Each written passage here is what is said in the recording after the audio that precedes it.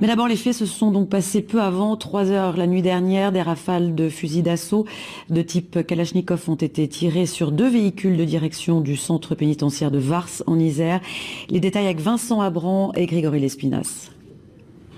Il est près de 3 heures ce matin quand un véhicule pénètre sur le parking de la maison d'arrêt de Vars.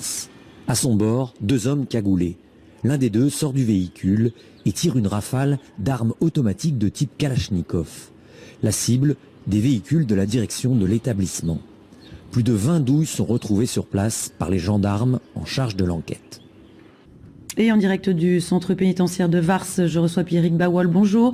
Vous êtes gardien, représentant syndicat FO pénitentiaire. Bonjour. Quelle est votre réaction après ces tirs contre des véhicules de la direction ? Bah écoutez, c'est un petit peu abasourdi quoi. Quand ce matin j'ai pris mon service, j'ai un peu vu le dispositif qui était déployé. Nous, au sein des personnels, on ne s'attendait pas du tout à ce qu'il puisse y avoir ce genre d'actes graves. Pierrick Bawol, justement, rien ne laissait présager ce type d'acte, selon vous ? À ma connaissance, non. On n'a pas plus de problèmes que dans d'autres établissements pénitentiaires. Là, ce sont uniquement des véhicules qui ont été des véhicules de l'administration qui ont été ciblés. Donc ça remet en cause un petit peu la sécurité des personnels, je dirais, à tout échelon, à tout niveau, de la direction au personnel pénitentiaire, aux intervenants extérieurs. Après, au-delà de ça, effectivement, on n'a pas à ma connaissance du moins d'éléments permettant d'anticiper ce genre d'actes comme on a eu cette nuit. Oui, le procureur qualifiait cet acte justement de très grave. Est-ce que vous partagez cette opinion ? Effectivement oui, parce que c'est quand même des tirs d'armes lourdes qui ont été proférés sur le domaine pénitentiaire, donc sur le parking des personnels. Par chance, à l'heure où ça s'est passé et vu ce qui a été visé, c'est uniquement, je pense, du matériel qui était visé, mais imaginez-vous, ça se passe en pleine journée. Ça ne sera pas les mêmes conséquences, quoi. Donc c'est extrêmement grave. Ça remet effectivement sur la table la sécurité de tous les personnels qui portent un uniforme, que ce soit pénitentiaire, police, gendarmerie. Vous réclamez plus de moyens depuis...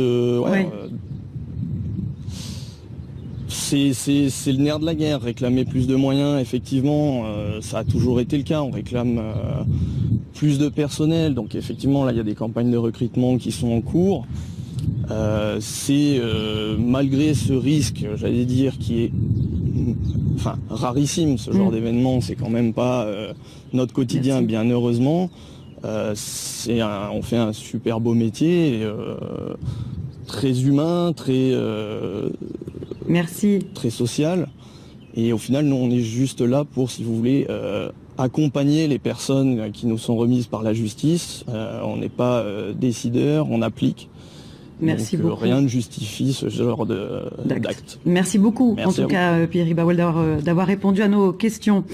L'information est tombée hier. Ça crée de la préoccupation et c'est bien légitime. Et il était important que nous puissions échanger avec les équipes, ce que nous nous sommes employés à faire ce matin. Des équipes que je sens, comme toujours, à Grenoble-Vars, mobilisées, professionnelles, attentives, tout à la fois à l'accomplissement de leur mission de service public pénitentiaire, à la prise en charge des publics. Pour sécuriser la maison d'arrêt, un groupe de choc, l'ERIS, l'équipe régionale d'intervention et de sécurité, a été dépêché sur place.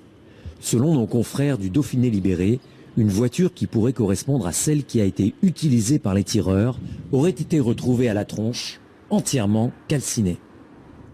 Et donc, je vous le disais, une enquête a évidemment été ouverte. Je vous propose d'écouter l'interview du procureur de Grenoble, Éric Vaillant, recueillie ce matin.